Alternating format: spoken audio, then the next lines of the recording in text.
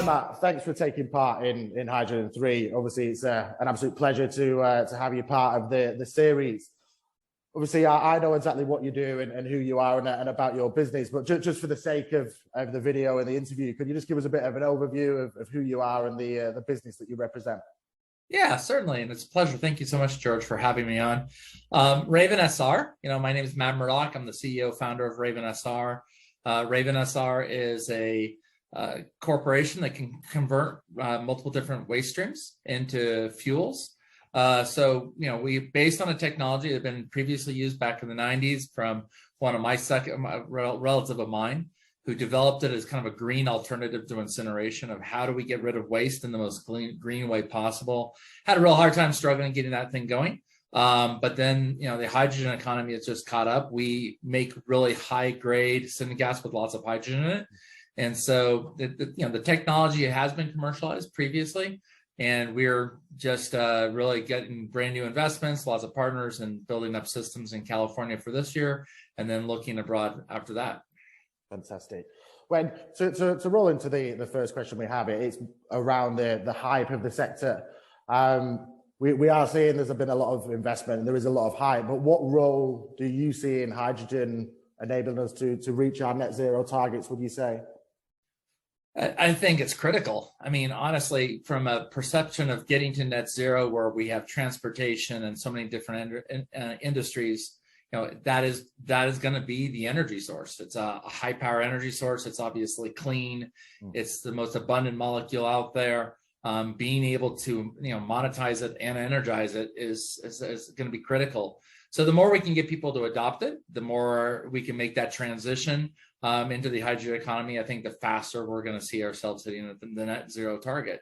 I toss out there, from Raven's perspective, the net zero, not only is the hydrogen important, but also it's like, let's deal with the pollutants on the other side that are causing problems as well. So where are those methane emissions coming from that are contributing to greenhouse gases that we can eliminate at the same time? So from our perspective, going from waste to hydrogen is just, it's 2 for 1. Yeah, no, definitely. And I completely get where you're coming from. It's not just hydrogen that's going to get our net zero targets, is it? It's going to be a mixture of all the different renewable energies and all working in conjunction towards that goal. So I know I definitely get where you're coming from with that.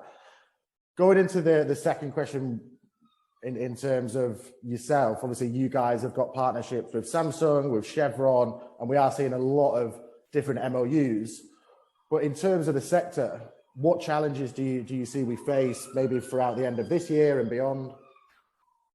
I think the biggest challenge is global supply. I mean, Raven is, from Raven's perspective, we have great partners, very strategic partners. We're looking at adding more additional strategic partners, which helps us get into the market faster, which helps us to have a deeper platform and a deeper bench to get into the market.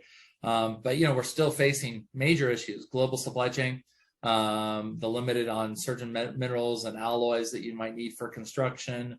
Obviously, there's a lot of interest.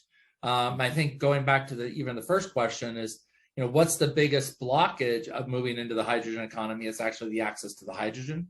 And so, trying to get the hydrogen out in the market as fast as possible, and then working with your supply chain. So that's been our biggest challenge right now. We are developing MOUs from Raven's perspective. We're trying to say, where are the strategic partnerships we can build up on our supply chain so that we can roll products out faster and try to kind of supply the hydrogen to the market. The market's hungry for it. We just need to be able to get the molecule to them. Yeah, no, fantastic.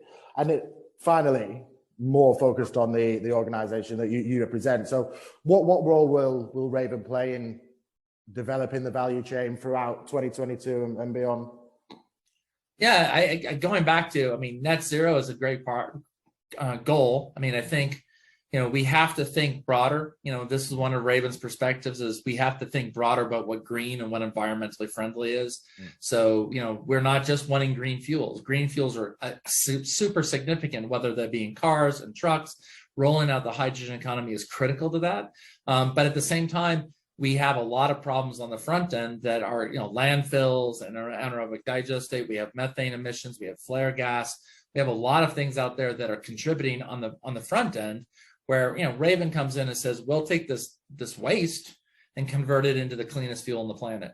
And to be able to, on both sides, kind of balance that equation so that we're removing these SLCPs and at the same time producing the clean fuels, then gets us faster to that goal of a net zero economy and decarbonizing. So Raven sits at, we sit at a really, I think from our perspective, a very interesting place.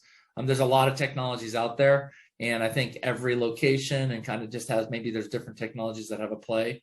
Yeah. But we're really excited. And, we see ourselves as being here for the long term and doing projects worldwide.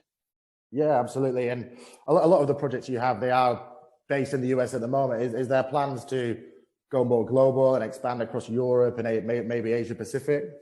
Absolutely.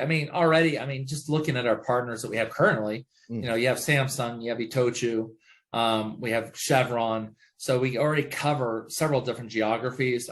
We've recently created Raven Iberia in Spain. So we will be probably doing a project in Spain in the coming year. We're in line for a European Union grant, which is more exciting just for the validation than it is actually the revenue.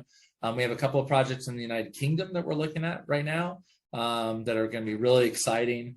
And then a project possibly in the Philippines and in Australia, as well as Japan and Korea. So right now we are actually looking at multiple locations for 2023, 2024. Fantastic.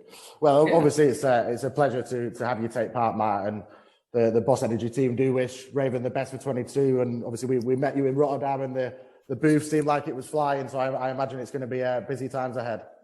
It is. I think it's busy times for all of us. I think every one of us that's in this industry is finding their inbox being filled. And the other thing I think is great, and Boss Energy offers that, is that networking where we can interface with one another and help one another. And let's not reinvent the wheel where we have to reinvent the wheel. And then the networking of how we can help each other to get to that end goal faster. So thank you for the role you guys are playing. Absolutely. Really appreciate it as well. And as I said, we wish you all the best for the rest of the year. Thanks, excellent. Matt. Hey, thanks, George. Bye.